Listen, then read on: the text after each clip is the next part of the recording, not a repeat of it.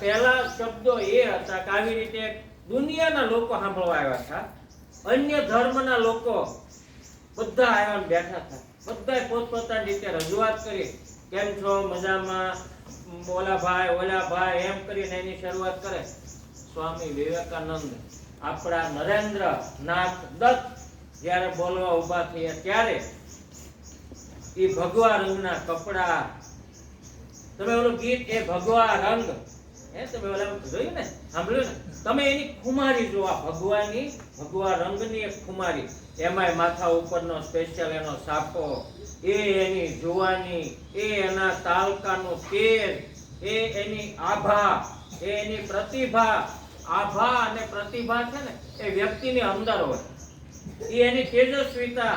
અને જ્યારે સ્ટેજ ઉપર આવ્યા અને સ્ટેજ ઉપરના પહેલા શબ્દો હતા, કારણ કે ભારતના સંતોમાં સૌથી કડકડાટ ઇંગ્લિશ કોઈનું હોય તો એ સ્વામી વિવેકાનંદનું. એના બાળપણની વાતો પણ આપણે ઘણી બધી જોઈ. હમણાં હું કહે છે હું બોલ્યા થાય.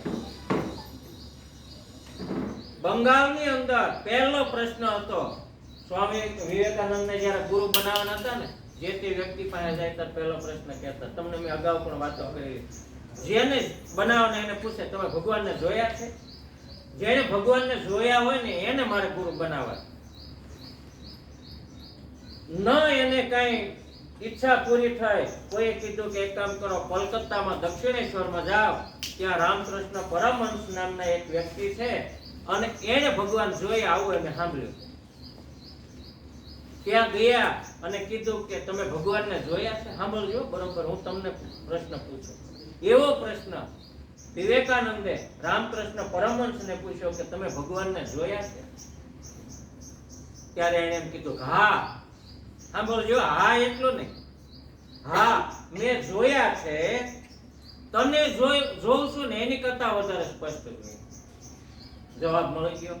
ગુરુ બનાવ્યા. એ બધી વાતો તો બહુ લાંબી ભાઈ, વર્ષોના વર્ષો સુધી વાંચીએ ને તો એનું ખૂટે નહીં.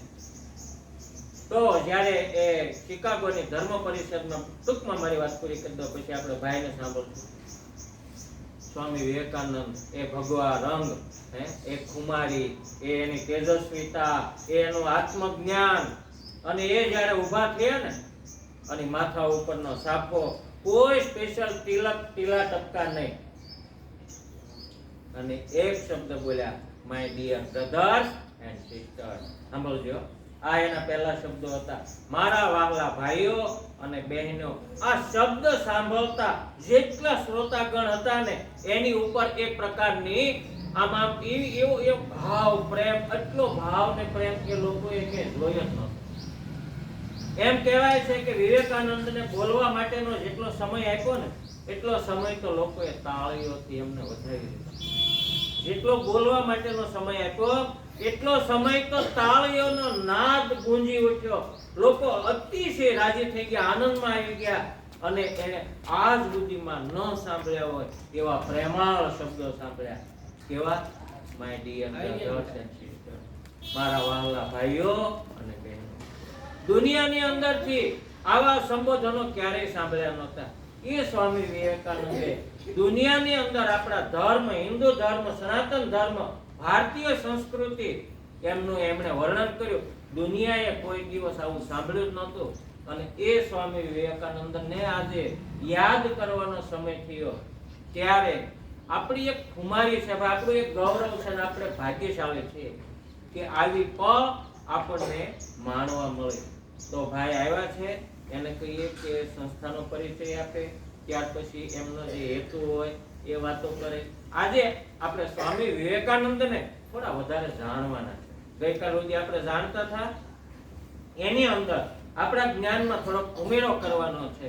તો ભાઈ શ્રી અભિષેકભાઈ, એક 20 રૂપિયા ઓલા કેવિન બુદ્ધાભાઈ ને જડ્યા છે આપણા મેદાનમાંથી, કોઈના હોય તો એ મારી પાસે લઈ જાય. બરાબર, તમારામાં કોઈના છે? ખીચામાં જોઈ જોવો જોઈએ, લાવ્યા હો છે કે નહીં. હોય તો ખોવાઈ ગયા હોય તો સાહેબ પાસેથી લઈ જજો. એક કેવિન કોણ છે ભાઈ? ઉભો થાય. કેવિન ઉભો થાય, એને ભાઈ એક તાળીઓનું માન આપ્યું. પ્રમાણિકતા, એની પ્રેરક પ્રમાણિકતા બદલ એને અભિનંદન આપવામાં આવે છે ભાઈ શ્રી અભિષેક. બરાબર.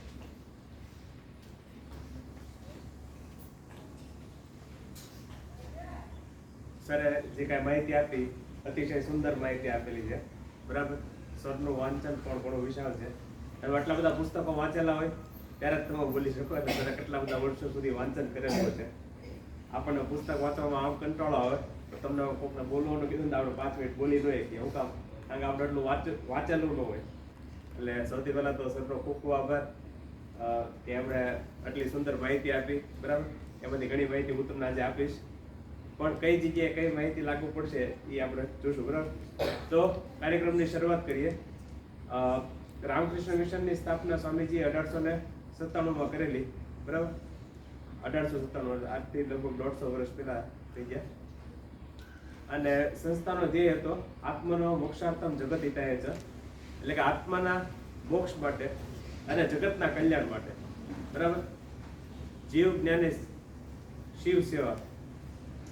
શિવ જ્ઞાને જીવ સેવા. આજે એટલે કે ઈશ્વરનું જે જ્ઞાન છે એનાથી તમે જીવની સેવા કરો. એટલે કે સરે શરૂઆતમાં જ કીધું જ્યારે કાર્યક્રમ ચાલુ થયો. બરાબર. સરે હું સ્ટેન્ડ કોટર તમે બધા પાછળ જોતા હતા મારી આવું, ત્યારે સર એક બહુ મસ્ત વાક્ય કીધું કે ઈશ્વરના જ્ઞાનથી આપણે જગતનો ઉદ્ધાર કરવાનો. બરાબર. તો એ સરે સૂત્ર વાંચેલું છે એટલે તમને યાદ છે. તો તમે તે પુસ્તક વાંચો તો તમને ખબર પડશે. તો શિવ જ્ઞાને જીવ સેવા આ જે વાક્ય છે એ રામકૃષ્ણ દેવ પોતે બોલ્યા હતા. એના 16 સંન્યાસી શિષ્યો ત્યાં બેઠા હતા, પણ એ વાક્ય ખાલી એક જ વ્યક્તિને સમજાણું, સ્વામી વિવેકાનંદને. બરાબર. રામકૃષ્ણ દેવના 16 સંન્યાસી શિષ્યો હતા, પણ નરેન્દ્ર ત્યાં બેઠા હતા. અને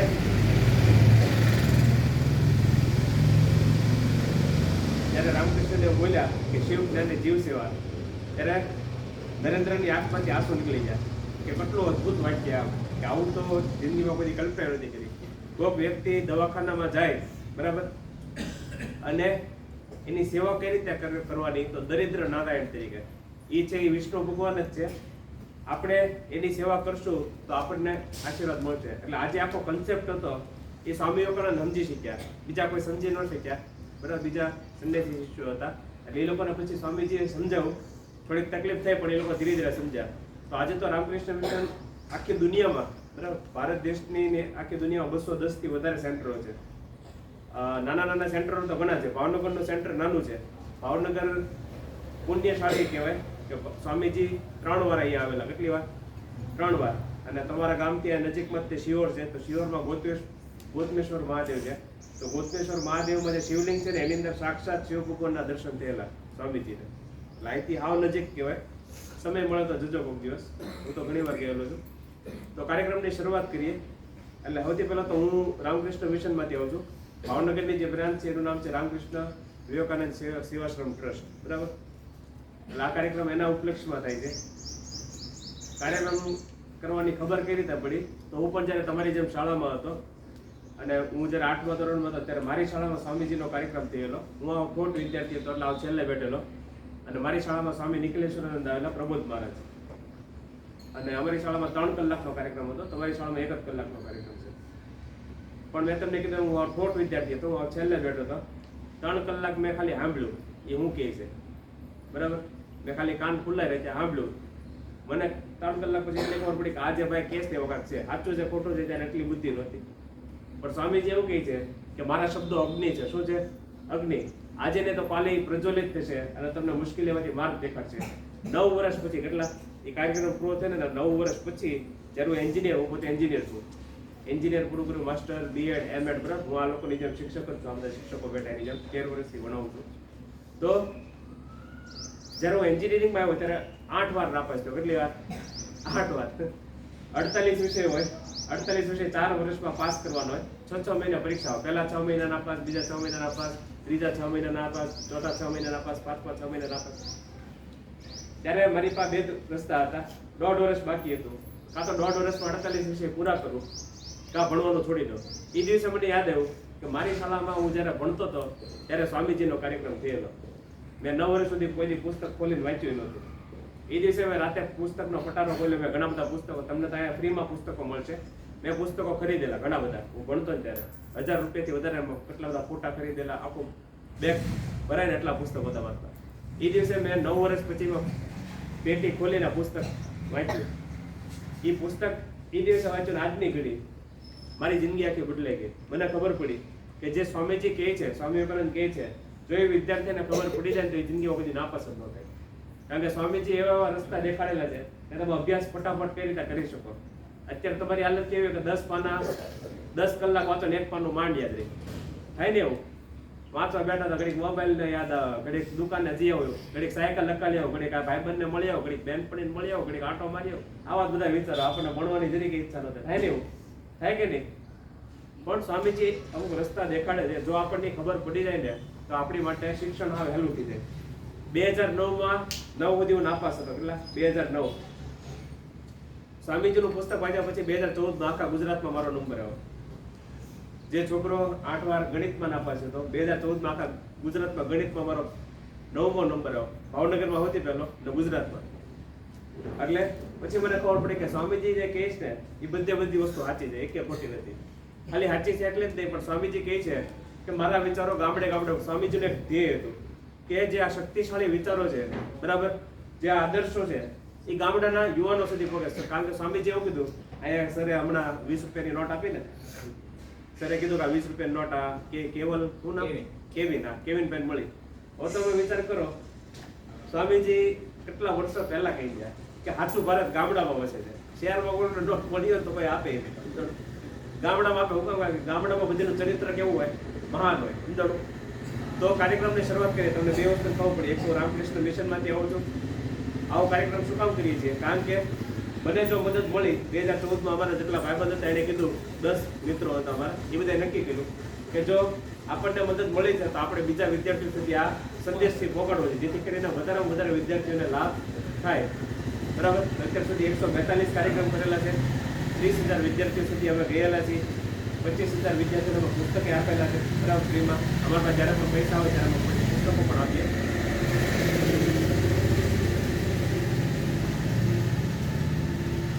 તો આ 143મો કાર્યક્રમ છે, બરાબર. એની પાછળનું કારણ શું કે જેટલા વિદ્યાર્થીઓને આ ફાયદો મળી શકે, જેટલા વિદ્યાર્થીઓ આ માહિતી મેળવીને ફટાફટ અભ્યાસમાં પ્રગતિ કરી શકે, એની માટેનો કાર્યક્રમ છે. એટલે મૂળ જો મને મદદ મળી તો આપણે બીજાને પણ મદદ કરીએ. સમજાણું? આ ભાવના છે. તો કાર્યક્રમની શરૂઆત કરીએ. સ્વામીજી કહે છે કે 2 વિદ્યાર્થીઓ છે, 2 છોકરા કે 2 છોકરી છે. કેટલા? 2 છોકરા કે 2 છોકરી છે. એક છોકરો કે છોકરી છે એને દુનિયાના બધા પુસ્તકો વાંચી લે છે, અને બીજો છોકરો કે છોકરી છે એને ખાલી 5 જ વસ્તુ વાંચી. કેટલી? 5 વસ્તુ વાંચીને પોતાના જીવનમાં ઉતારવાની કોશિશ કરી. તો સ્વામીજી કહે છે કે કોની પાસે વધારે બુદ્ધિ, જ્ઞાન, આવડત હશે? જેને ખાલી 5 વસ્તુ વાંચીશ ને એની પાસે. શું કામ? કારણ કે જેણે 5 વસ્તુ વાંચી છે, પોતાના જીવનમાં ઉતારવાની કોશિશ કરી છે, એને જ્ઞાન મળશે. શું મળશે? જ્ઞાન. પણ જેને દુનિયાના બધા પુસ્તકો વાંચી નાખ્યા એની પાસે ખાલી માહિતી જ હશે. શું હશે? માહિતી હશે. આ કેના જેવું છે? તો જ્યારે તમે ઘરેથી આવ્યા, બરાબર, સવારે, અને થોડીક વારમાં કાર્યક્રમ પૂરો થશે, ભાઈ તમે ઘરે જશો કે નહીં? હા કે ના? તો ઘરે તમે ક્યારે જશો? રસ્તો તમને ખબર હોય ત્યારે ને. પણ રસ્તો તમને ખબર ન હોય તો તમે જઈ શકો? પહેલા બીજા ધોરણ વાળા હશે તો એના મમ્મી પપ્પા લેવા આવશે. જોજો કાર્યક્રમ પૂરો થાય ને ત્યારે. શું કામ? કારણ કે એને ચિંતા કે મારું બાળક ખોવાય ન જાય. હોય કે નહીં? પણ ત્રીજા, ચોથા કે 5મા ધોરણમાં આવો ને તો તમે તમારા મમ્મી પપ્પા નું કહો કે હું મારા ભાઈબંધ કે બેનપણી યારે વયો જઈશ. કહો કે નહીં? તો મોટા વિદ્યાર્થીઓ હોય ને એ જાતે ઘરે ચાલી જશે. નાના બાળકો હોય પહેલા બીજા ધોરણ વાળા, એના મમ્મી પપ્પા લેવા આવશે. શું કામ? કારણ કે એને રસ્તો ખબર નથી. એટલે સ્વામીજી કહે છે કે જે રસ્તા ઉપર તમે ચાલ્યા હોય ને એ તમને રસ્તો ખબર હોય. તો જે મોટા બાળકો છે, બહેનો ભાઈઓ, એ બધા ઘરેથી જ્યારે બહાર નીકળે ત્યારે ખબર હોય કે જમણી બાજુ વળવાનું, ડાબી બાજુ વળવાનું ખબર હોય ને. અહીંયા લીમડો છે, અહીંયા દુકાન છે, અહીંયા ચોક છે, ખબર હોય કે નહીં? તો સ્વામીજી કહે છે કે જેને ખાલી 5 વસ્તુ વાંચી છે ને પોતાના જીવનમાં ઉતારવાની કોશિશ કરી છે, એ રસ્તા ઉપર ચાલવાની કોશિશ કરી, એની પાસે જ્ઞાન હશે. બરાબર? એટલે આપણને ઘણીવાર એવું થાય કે પુસ્તક વાંચીએ એટલે આપણું જ્ઞાન વધે છે, પણ એવું નથી. પુસ્તક વાંચવાથી માહિતી મળે છે. શું મળે છે? માહિતી. માહિતી અને જ્ઞાન વચ્ચે જમીન આસમાનનો ફેર છે. બરાબર? પણ જ્યારે જે માહિતી છે એને અનુભવમાંથી પસાર કરીએ ત્યારે તમને જ્ઞાન મળે. શું મળે? જ્ઞાન. એટલે બેમાં જમીન આસમાનનો ફેર છે. તો આજે આપણે કેટલી વસ્તુ શીખશું? 5. કેટલી વસ્તુ શીખશું? 5. પહેલી વસ્તુ છે આત્મશ્રદ્ધા. શું છે? આત્મશ્રદ્ધા. આત્મશ્રદ્ધા એટલે શું થાય? કોઈ કહી શકે? મોટા બહેનો, ભાઈઓ, શ્રદ્ધા એટલે શું થાય? દીકરીઓના તો ઘણા નામ હોય. કોઈનું નામ છે શ્રદ્ધા? શ્રદ્ધા, કૃતિકા. આ જો બેનનું નામ છે હા, કૃતિકા. શ્રદ્ધા એટલે શું થાય બેન? ખબર? બેસો બેસો. બોલો એ તો સરે કીધું એટલે ભાઈ તમારું વિચારવું છે ને બરાબર. શ્રદ્ધા એટલે વિશ્વાસ થાય અને આત્મશ્રદ્ધા એટલે પોતાની જાતમાં વિશ્વાસ. બરાબર. તો સ્વામીજી કહે છે કે 1000 વર્ષની ગુલામીને કારણે આપણે શું ગુમાવી દીધું? આત્મશ્રદ્ધા. શું ગુમાવી દીધી? આત્મશ્રદ્ધા, આત્મવિશ્વાસ. આપણને આપણી જાત ઉપર વિશ્વાસ રહ્યો નથી. બરાબર. સ્વામીજી હતા એ આખા ભારત દેશમાં પરિભ્રમણ કર્યું અને પછી અમેરિકા ગયા અને યુરોપમાં ગયા. અમેરિકા ને યુરોપમાં ગયા, ત્યાં આવી જ શાળા હતી, ત્યાં 5 બાળકોને બોલાવ્યા, તમારી જેવા નાના નાના બાળકો હતા એને બોલાવ્યા અને પૂછ્યું, બરાબર, કે કેન યુ ડુ ધીસ, શું તમે આ કામ કરી શકશો? તો બધા નાના નાના બાળકો તેને આંખમાં આંખ રાખીને જવાબ આપ્યો કે yes we can do this. Swamiji ભારતમાં આવ્યા. બરાબર. ભારતમાં આવીને 5 બાળકોને બોલાવ્યા. બરાબર. બહેનો માટે તો શાળા જ નહોતી. મહારાષ્ટ્રમાં અમુક જગ્યાએ શાળા હતી, સાવિત્રીબાઈ ફૂલે ચાલુ કરેલી. બાકી આખા ભારતમાં દીકરીઓ માટે શાળા નહોતી. દીકરી 13-14 વર્ષની જાય ત્યારે લગ્ન કરાવી દીધા, બાળ વિવાહ. બરાબર. તો 5 ભાઈઓ હતા એને બોલાવ્યા અને પૂછ્યું કે શું તમે આ કામ કરી શકશો? Can you do this? એ બધા નીચે જોવા માંડ્યા. આની પાછળનું કારણ શું? એની પાછળનું કારણ એ છે કે આપણે શું ગુમાવી દીધું? આત્મશ્રદ્ધા ગુમાવી દીધી. શું ગુમાવી દીધું? આત્મશ્રદ્ધા. સ્વામીજી કહે છે કે જૂના ધર્મમાં કેવું છે, જેને પ્રભુમાં શ્રદ્ધા નથી નાસ્તિક છે. નવો ધર્મ શું કહે છે? જેને પોતાની જાત પર શ્રદ્ધા નથી નાસ્તિક છે. તો જીવનમાં પ્રગતિ કરવા માટે સૌથી પહેલી જરૂરિયાત શેની છે? આત્મશ્રદ્ધાની. શેની જરૂરિયાત છે? આત્મશ્રદ્ધાની. સ્વામીજી તો ત્યાં સુધી કહે છે કે આખી દુનિયા તમારી સામે તલવાર લઈને ઊભી રહી જાય, તમારા મા બાપ, ભાઈ બહેન, મિત્ર, વાલી, બહેનપણી, શિક્ષક, તો પણ તમને જો તમારી જાત પર શ્રદ્ધા હોય તો તમે ઇતિહાસ બનાવી શકો. શું બનાવી શકો? ઇતિહાસ બનાવી શકો. તો સૌથી પહેલી જરૂરિયાત શેની છે? આત્મશ્રદ્ધાની. શેની જરૂરિયાત છે? આત્મશ્રદ્ધાની. પોતાની જાત ઉપર વિશ્વાસ. આપણે કેવું થાય કે અત્યારે તમે બધા વિદ્યાર્થીઓ છો, ગણિત વિજ્ઞાનમાં ઓછા માર્ક આવે, સમાજ વિદ્યા કે હિન્દી ગુજરાતીમાં ઓછા માર્ક આવે, તરત આપણે હિંમત હારી જઈએ અને શિક્ષક થોડું ખીજાય જાય, બે આંખમાંથી આંસુડા પડવા માંડે. આ શિક્ષક તો ખીજાય સમજણું, એ આપણને વિષય પ્રત્યે નફરત થઈ જાય. પણ એવું નહીં કરવાનું. વિશ્વાસ રાખવાનો. જીવનમાં એક લક્ષ્ય રાખવાનું. હું કે ભલે આ વખતે મને સાહેબ કે મેડમ મને કહી ગયા, પણ હું એવું કામ કરીશ કે સાહેબ કે મેડમ મને આગલી વખતે શાબાશી આપે. તમને સાહેબ કે ખોટું લાગે છે તો એનું આવી રીતે વિચારવાનું કે આ વખતે તો સાહેબ કે મેડમ મને કહી ગયા, આગલી વખતે આ સાહેબ કે મેડમ મને કહી ન જાય એટલે હું દિવસ રાત મહેનત કરી તને આગળ આવીશ. સમજાણું? આવી રીતે વિચારવું. જેવું તમે વિચારશો એવું થશે. What you think you become. તમે જેવો વિચારો કરો છો એવા તમે બની જશો. એટલે વિચારો કરવા તો સારા કરવા. કેવા કરવા? સારા વિચાર કરવા, શક્તિશાળી વિચારો કરવા, મજબૂત વિચારો કરવા. તો સ્વામીજી કહે છે કે આત્મશ્રદ્ધા. શું? આત્મશ્રદ્ધા, પોતાની જાત ઉપર વિશ્વાસ. એક છોકરીની હું તમને વાર્તા કહું. બરાબર. આત્મશ્રદ્ધા શબ્દ અઘરો છે, સાહિત્ય તમે ભૂલી જશો, પણ એટલે હું તમને એક વાર્તા કહું. છોકરીની સત્ય ઘટના. 1950માં એક દીકરીનો જન્મ થયો ભારત દેશમાં, દક્ષિણ ભારતમાં, સાઉથ ઇન્ડિયા. બરાબર. ગુજરાતનો ભારતનો તમે નકશો જોયો છે, તેમાં ગુજરાત છે એ વેસ્ટ સાઈડ આવે, પણ સાઉથ સાઈડ એટલે કે દક્ષિણ ભારતમાં તમે જાઓ તો ત્યાં નીચે જાઓ તો ત્યાં દક્ષિણ ભારત આવે, સાઉથ ઇન્ડિયા. તો ત્યાં એક રાજ્ય છે કર્ણાટક કરીને. કર્ણાટકમાં મૈસૂર રાજ્યની અંદર શીગાંવ નામની જગ્યામાં, આપણે ભાવનગરની અંદર શિયોર તાલુકો છે, બરાબર, શિયોરની અંદર આપણે આ જે વડિયા ગામ છે એની જેમ કર્ણાટક રાજ્યની અંદર મૈસૂર જિલ્લાની અંદર શીગાંવ નામની એક જગ્યા છે. ત્યાં એક દીકરીનો જન્મ થયો. પહેલેથી તે દીકરી ભણવામાં ખૂબ હોશિયાર. એકથી 10 ધોરણ એને કન્નડ ભાષામાં કર્યું અને 11-12 ધોરણ એને અંગ્રેજી ભાષામાં કર્યું. 1થી 10 ધોરણ એને કન્નડ ભાષામાં કર્યું એટલે એને ખબર પડી કે આ જે ભાષા છે એ બહુ મહાન ભાષા છે. આની અંદર કેટલા બધા લેખકો, કવિઓ અને મહાન સાધુ સંતોએ કેટલી બધી વસ્તુ લખેલી છે. એટલે એને જીવનમાં સૌથી પહેલો પ્રેમ કેની સાથે થયો? કન્નડ ભાષા પ્રત્યે. 11મું 12મું ધોરણ પૂરું થયું ત્યારે કોલેજમાં જવાનો સમય, 1968ની સાલ હતી. એના પિતાએ એને સવાલ પૂછ્યો કે તારે શું બનવું છે? તો એ છોકરી એવું કીધું, મારે એન્જિનિયર બનવું. શું બનવું છે? એન્જિનિયર બનવું છે. તેના ઉપાય એવું કીધું કે એન્જિનિયર થોડું બનાય, બીજો ગમે લઈ લે, કારણ કે એન્જિનિયરમાં બધા છોકરાઓ હતા, કોઈ છોકરી હતી જ નહીં. તો એને કીધું કે તું બીજું ગમે નક્કી કરી લે, ડોક્ટર બની જા, નર્સ બની જા, તો એન્જિનિયર ન બન. એને કીધું ગમે થાય, મારે તો એન્જિનિયર જ બનવું છે. તો એના ઉપર એમ થયું કે આ છોકરી માનશે નહીં. એને એના આખા કુટુંબને કીધું, કાકા મામા ફૂઈ ફૂવા બધેને કીધું આ છોકરીને સમજાવો, ગાંડી થઈ ગઈ છે, એન્જિનિયર બનવું છે, ડોક્ટર બની કે સમજાવો, આટલા સારા ટકા આવ્યા તો એ પહેલો નંબર છે. એટલે બધે સમજો, હોશિયાર વિદ્યાર્થી કોઈનું માને નહીં. સમજાણું? એ છોકરી કહે કે ગમે ને મારે તો એન્જિનિયર જ બનવું છે. પછી એના ઉપર હિંમત હારી જાય, પછી એનું ફોર્મ ભર્યું. હોશિયાર તો હતી પહેલો નંબર જ આવતો. એટલે પહેલા ગયા તે એડમિશન મળી ગયું. એડમિશન મળી જાય એટલે પ્રિન્સિપલને, તમારા કેમ અહીંયા અગરસન સર છે એની જેમ પ્રિન્સિપલને મળવા ગયા કોલેજમાં. એના ઉપર વિનંતી કરી કે મારી દીકરીનું ધ્યાન રાખજો, એકની એક દીકરી છે. તો પ્રિન્સિપલે કીધું કાંઈ વાંધો નહીં, અમે અમારી રીતે કોશિશ કરશું, એને એક અલગથી રૂમ આપશું. કારણ કે એ સમયની વાત છે 1968ની, કે જ્યારે દીકરીઓ માટે એક વ્યવસ્થા નહોતી, બરાબર. અને પછી પહેલો દિવસ હોય છે કોલેજનો, તો એ જ્યારે છોકરી પગ બેકે છે, બરાબર, એને જે રૂમ આપ્યો એમાં તો રૂમ આખો ધૂળ હોય, કાંઈ સાપે ન કર્યું હોય. એ પટ્ટાવાળો ડોલ લઈને આવે છે ને હાવડી લઈને આવે છે, હાવડી કાઢે તો પછી ઓલા બેન પોતે ડોલ લઈને સાફ કરી નાખે. તો એ વર્ગખંડમાં જાય, બરાબર, વર્ગખંડમાં જાય ને તો ત્યાં બધા છોકરાઓ થાય, કોઈ છોકરી હોય જ નહીં.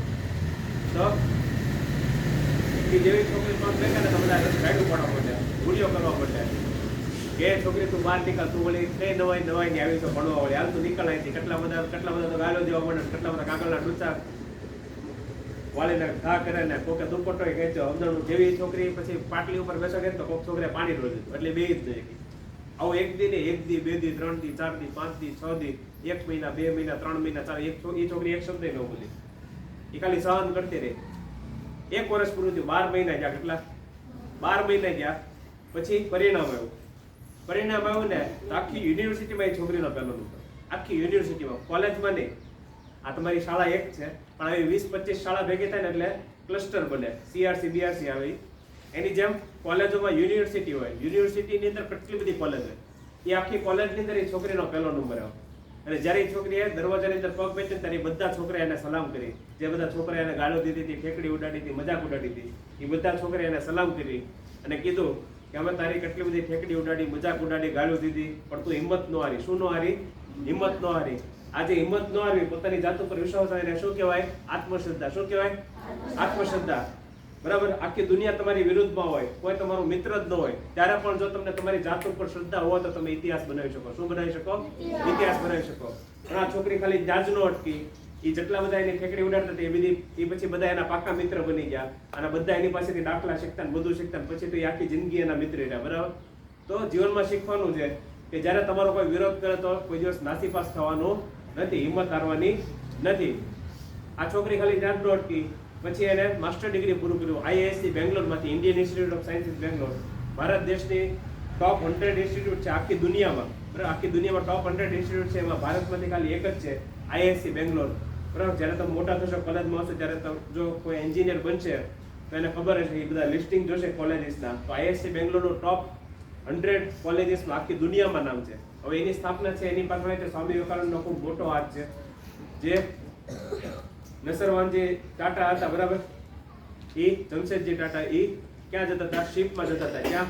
ઇંગ્લેન્ડ જતા હતા. અને ઇંગ્લેન્ડ જતા હતા ત્યારે જહાજમાં હતા. એને જોયું કે આ કોઈ સાધુ ઊભા છે, સંત ઊભા છે, અને એને જોયું કે બહુ પ્રતિભાશાળી વ્યક્તિઓ એવું લાગે છે. એની નજીક ગઈને વાત કરી એટલે ખબર પડી કે આ સાધુને તો અંગ્રેજી પણ આવડે છે.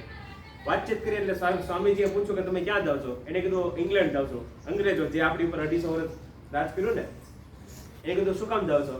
એને એક બોટલ દેખાડી. બોટલની અંદર માટી હતી, આપણે તમે બધા રમતા હતા ને કે બરાબર ગ્રાઉન્ડમાં, તો એની માટી હતી, એનું સેમ્પલ દેખાડ્યું. એને કીધું જો આ માટી હું લઈને જાઉં છું, ત્યાં લેબોરેટરી છે, બરાબર. કોકના તાવ આવ્યો હોય તો દવાખાને જાઓ તો ડોક્ટર લોહી પેશાબના રિપોર્ટ કરે ને, એની જે માટીના રીતે રિપોર્ટ કરવાનો કે એની અંદર ધાતુ છે, નિકલ છે, કોપર છે, કેડમિયમ છે, બરાબર. આ બધી ધાતુ હોય તો એ તમને રિપોર્ટ દેખાડે કે આ જે જમીન છે એ એસિડિક છે, બેઝિક છે, બરાબર, ક્ષારવાળી છે, ક્ષારવાળી નથી, એની અંદર શું ઉગી શકે, કઈ વસ્તુ તમે ઉગાડી શકો. તો સ્વામીજીને આ બધી વાત કરી અને કીધું કે હું જોવા માંગુ છું કે આ જે જમીન છે એ કઈક ફાયદાવાળી છે કે નહીં. સ્વામીજીએ સામો પ્રશ્ન પૂછ્યો, તમને શું લાગે છે કે તમે અંગ્રેજોના દેશમાં જશો, તમને અંગ્રેજો સાચી માહિતી આપશે? જો આની અંદર એવું કંઈક હશે છે ને તો એ તમને સાચી માહિતી નહીં આપે, તો એ વિચારવા પડી ગયા કે આ વાત તો સાચી છે. તેણે સ્વામીજીને પ્રશ્ન કર્યો, સ્વામીજી આનો ઉત્તર શું? એને કીધું કે તમે ભારત દેશ પાછા જાઓ અને ભારત દેશની અંદર કોલેજની સ્થાપના કરો. શેની સ્થાપના કરો? કોલેજની સ્થાપના કરો કે જ્યાં આપણા ભારત દેશના વિદ્યાર્થીઓ ભણી શકે, સંશોધન કરી શકે અને દેશને આગળ લાવી શકે. અને એ પછી ઇંગ્લેન્ડ નથી જતા, ભારત દેશમાં પાછા આવે છે. બેંગ્લોરની પાસે જગ્યા ગોતે છે, પોતાની પાસે જેટલા પૈસા હોય એમાંથી 70% પૈસાથી ત્યાં જમીન ખરીદી છે, કોલેજ બનાવે છે. અને આજે પણ એ કોલેજ ચાલુ છે. એ કોલેજે ભારત દેશને સારા અણુ વૈજ્ઞાનિકો અને મહાન વૈજ્ઞાનિકો આપેલા છે. તો IISc બેંગ્લોર છે એની અંદર આ દીકરી એડમિશન લીધું. કેની અંદર એડમિશન લીધું? કોમ્પ્યુટર સાયન્સની અંદર. કેની અંદર? કોમ્પ્યુટર સાયન્સની. આજે તો તમારી ગામડાની શાળામાં પણ કેટલા બધા કોમ્પ્યુટર છે, સ્માર્ટ બોર્ડ છે. પણ આ એ સમયની વાત છે, આજથી કેટલા 53 વર્ષ પહેલા 1970 જ્યારે કોમ્પ્યુટરની કોઈને ખબર નહોતી એ સમયે એ દીકરીએ એમાં કોમ્પ્યુટર સાયન્સમાં એડમિશન લીધું અને કોમ્પ્યુટર સાયન્સમાંથી એડમિશન એટલે કોલેજ પૂરી કર્યા પછી એને નોકરી મળી ટેલ્કોની અંદર નોકરી મળી એટલે એને જોયું કે બહેનો માટે તો કઈ સુવિધા જ નથી, વોશરૂમની સુવિધા નથી, પીવાના પાણીની સુવિધા નથી, રેસ્ટરૂમની સુવિધા નથી, પેન્ટ્રીની સુવિધા નથી. એટલે એને એના જે માલિક હતા JRD ટાટા એ સમયે બરાબર એને પત્ર લખ્યો કે તમે મને નોકરી તો આપી પણ આ બહેનો માટે તો કઈ સુવિધા જ નથી. તો તમે વિચાર કરો આત્મશ્રદ્ધા હોય એટલે કેવું થઈ શકે. અને બીજા કોઈ બીજા બેન હોય તો એનો હાથ રૂજવા માંડે કે હું માલિક નો કામ પત્ર લખું, મને નોકરીમાંથી કાઢી નાખશે તો એવું એ બેને કાંઈ ન વિચાર્યું. એને સીધો પત્ર લખી નાખ્યો. આમેથી પાછો માલિકનો પત્ર આવ્યો કે મને માફ કરી દેજો. એટલે દુનિયાની સૌથી મોટામાં મોટી કંપની ટાટા બરાબર ટેલ્કો એટલે ટાટા ઇન્ડસ્ટ્રીઝ છે. ટાટા મોટર્સની તમે કોઈ પણ રોડ ઉપર ગાડી જો એનું જૂનું નામ ટેલ્કો છે. તેના માલિકે માફી માંગી. JRD ટાટાએ 95 કંપની ઊભી કરેલી. કેટલી? જે ટાટા ઇન્ડસ્ટ્રીઝનો ઇતિહાસ જોશો ને તો 95 કંપની ઊભી કરેલી JRD ટાટાએ. અને એના માલિકે માફી માંગી કે મને માફ કરી દેજો, અમે તમને નોકરી આપી પણ અમે ભૂલી ગયા કે તમને અમુક વ્યવસ્થા આપી દીધી. પછી એના આખા ભારત દેશમાં ટાટાના જેટલા પ્લાન્ટ હતા ત્યાં બહેનો માટે વોશરૂમની વ્યવસ્થા, પીવાના પાણીની વ્યવસ્થા, રેસ્ટરૂમની વ્યવસ્થા, પેન્ટ્રીની વ્યવસ્થા, આ બધી વ્યવસ્થા કરી. તો આત્મશ્રદ્ધા હોય તો તમે આ કરી શકો. આ બેન ખાલી ત્યાં જ નથી અટક્યા. એને 1996 ની અંદર 1976 ની અંદર જ્યારે એમની ઉંમર 26 વર્ષની થાય ત્યારે એના લગ્ન થાય છે. એક દિવસ એનો પતિ એની પાસે આવે છે. એનો પતિ એની પાસે આવે છે ને કહે છે કે મેં આજે નોકરી મેકી દીધી. એ છોકરી એવું કીધું ખબર એ કે કાંઈ વાંધો નહીં, આપણી થાળીમાં ભલે એક રોટલી હોય, આપણે શાંતિથી ખાશું, આપણે કાંઈ પૈસા માટે પાગલ નથી થવું. અને એનો પતિ કહે છે કે મેં એવું વિચાર્યું કે આપણે કંપની ખોલીએ. તો એની જે પત્ની હતી આ છોકરી એને પૂછ્યું કે આટલા પૈસા ક્યાંથી આવશે? તો એને કીધું લોન લેશું. એની જે પત્ની હતી આ છોકરી એને કીધું ના, લોન લેવાની કાંઈ જરૂર નથી, મારી પાસે પૈસા છે, હું તમને મદદ કરીશ. એની પાસે 10,250 રૂપિયા હતા. બરાબર, દીકરીઓનો સ્વભાવ હોય કે 1 રૂપિયો બચાવીને રાખે. એમાંથી એને 10,000 રૂપિયા પોતાના પતિને આપ્યા. એમાંથી કંપની ચાલુ થઈ અને આજે એ કંપની દુનિયાના 70 થી વધારે દેશોમાં 3,80,000 માણસો કામ કરે છે. કેટલા? 3,80,000 માણસો એ કંપનીમાં કામ કરે છે. ભારતની અંદર જ 2,80,000 થી વધારે માણસો કામ કરે છે. બીજા દેશોમાં 1 લાખથી વધારે માણસો કામ કરે છે.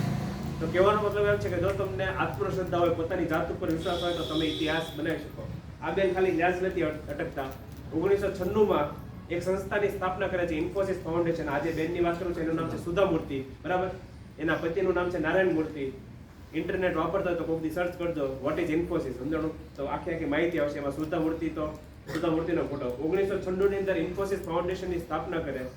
ઇન્ફોસિસ ફાઉન્ડેશને છેલ્લા 27 વર્ષની અંદર ભારત દેશની અંદર મોટા ભૂકંપ આવ્યો હોય, પૂર આવ્યો હોય, બરાબર, રાહત કાર્ય હોય, શાળા પડી ગઈ હોય, બરાબર, આવો ડોમ ન હોય, પુસ્તકાલય ન હોય, પીવાના પાણીની વ્યવસ્થા અને બહેનો માટે ટોયલેટ ન હોય, તો આ બધી વ્યવસ્થા એ બેને કરેલી છે છેલ્લા 27 વર્ષોમાં 16 વાર. કેટલી વાર?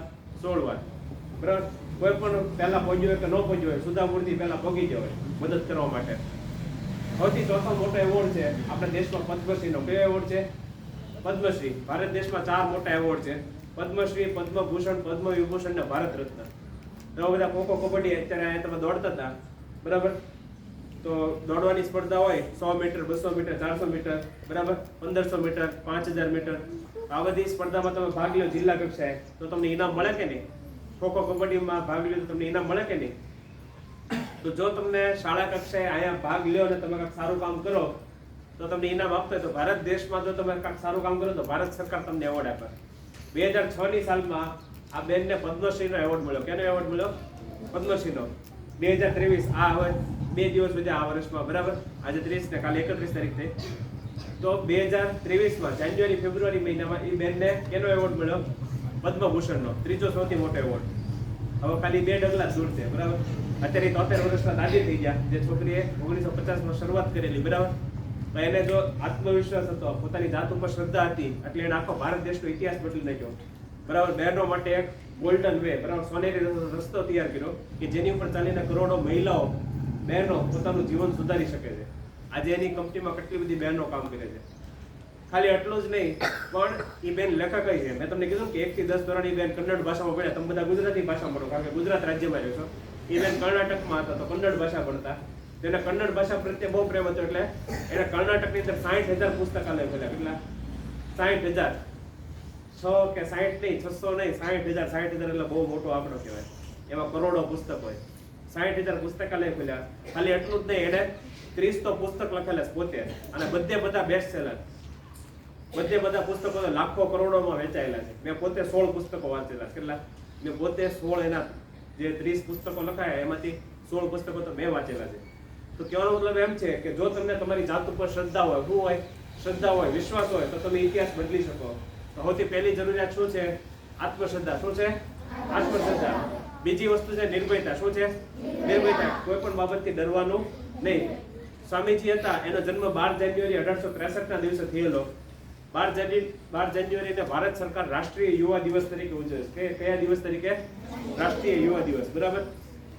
તો 1984 માં ઇન્દિરા ગાંધી હતા, એને જોયું, આખા ભારત દેશના ઇતિહાસ ઉપર નજર નાખી, એને ખબર પડી કે ભારત દેશમાં એક જ એવો વ્યક્તિ છે કે જે ભારતના યુવાનો માટે આદર્શ હોઈ શકે. કોણ? તો સ્વામી વિવેકાનંદ. એવું શું કામ? તો તમે બધા ગામડામાં રહ્યો છો, રાતે આકાશમાં જોવો છો, આકાશમાં તારા દેખાય કે નહીં? બરાબર. અહીંયા તો પ્રદૂષણ ન હોય, આમ તો શિવક પાછું બાજુમાં થાય, ઇન્ડસ્ટ્રીઝ ઘણી બધી છે, રોલિંગ મિલ ને, એટલે ધુમાડો હોય, પણ તો તમે ગામડામાં રહ્યો એટલે વાતાવરણ થોડુંક ચોખ્ખું હોય. અંદર સ્ટ્રીટ લાઇટ ને એવું બધું ઓછું હોય, એટલે શહેરમાં સ્ટ્રીટ લાઇટ એટલી હોય તમને તારા જ ન દેખાય. તો આ તમે જ્યારે રાતે આકાશમાં જોવો ત્યારે તમને તારા દેખાય કે નહીં? તો ખડતો તારો જયેલો જ પેલી? હા કે ના? ખડતો તારો હોય કેટલી સેકન્ડ ખરે? 1-2 સેકન્ડ ખરે કે 1-2 કલાક? 1-2 સેકન્ડ ખરે ને. હજી તમે જોવો ત્યાં ખરી જ હોય ને. તો ઇન્દિરા ગાંધીએ જોયું કે આખા ભારત દેશ ઉપર નજર કરી, કોઈ એવો વ્યક્તિ હોય કે જેણે વીજળી ગતિથી કામ કર્યું. કઈ ગતિથી? વીજળી ગતિથી. કેવા સમયે કે જ્યારે ટેલિફોને નહોતા, મોબાઈલે નહોતા, વોટ્સએપે નહોતું, ઇન્સ્ટાગ્રામે નહોતું, ફેસબુકે નહોતું, અહીંથી તમે જે પત્ર લખો એ અમેરિકા 4 મહિને પહોંચે. એ સમયે જેણે વીજળી ગતિથી કાર્ય કર્યું અને હાવ નાની ઉંમરમાં મહાન કાર્ય કર્યું, બરાબર, ભગીરથ કાર્ય કર્યું, એવો જો કોઈ વ્યક્તિ હોય સ્વામી વિવેકાનંદ છે. કોણ છે? સ્વામી વિવેકાનંદ. કેટલા દિવસ, કેટલા વર્ષો જીવ્યા? તે ફક્ત 39 વર્ષ 5 મહિના અને 24 દિવસ જીવ્યા. કેટલું? 39 વર્ષે નહીં, ફક્ત 39 વર્ષ 5 મહિના અને 24 દિવસ જીવ્યા. અને જ્યારે અતિશય બીમાર હતા, પોતાનો છેલ્લો સમય હતો, મહાસમાધિ પહેલા થોડાક દિવસ પહેલા, એ ભયંકર બીમાર હતા. બરાબર. અને ખાટલા ઉપર સુતા હતા ત્યારે એના બધા શિષ્યો રોવા માંડ્યા. બરાબર. સ્વામીજીને ઉધરસ આવી એટલે કીધું કે તમે આટલું બધું કાર્ય કરેલું છે કે અમને બહુ દુઃખ થાય છે અંદરનું. ત્યારે સ્વામીજી અચાનક ઉભા થયા ખાટલામાંથી અને કીધું કે તમે રો છો શું કામ? મેં જે કાર્ય કર્યું છે 1500 વર્ષ ચાલશે. કેટલાક વર્ષો સુધી? 1500 વર્ષ. આપણે 60-70 વર્ષ જીવીએ પણ આપણે મર્યા એની પર આપણે જીવતા હોય ત્યારે આપણું કાર્ય ચાલુ ન હોય ને આપણે મર્યા એની તો કોઈ આપણને યાદ ન પડે. એટલે સ્વામીજી એવું કહે છે કે જીવન કેવું જીવો? મહાન જીવો. કેવું જીવો? મહાન. સ્વામીજી કહે છે કે વીર યુવકો શ્રદ્ધા રાખો કે તમારા સૌનો જન્મ મહાન કાર્ય કરવા માટે થયો. કેની માટે? મહાન કાર્ય કરવા માટે, હલકા કાર્ય કરવા માટે નહીં.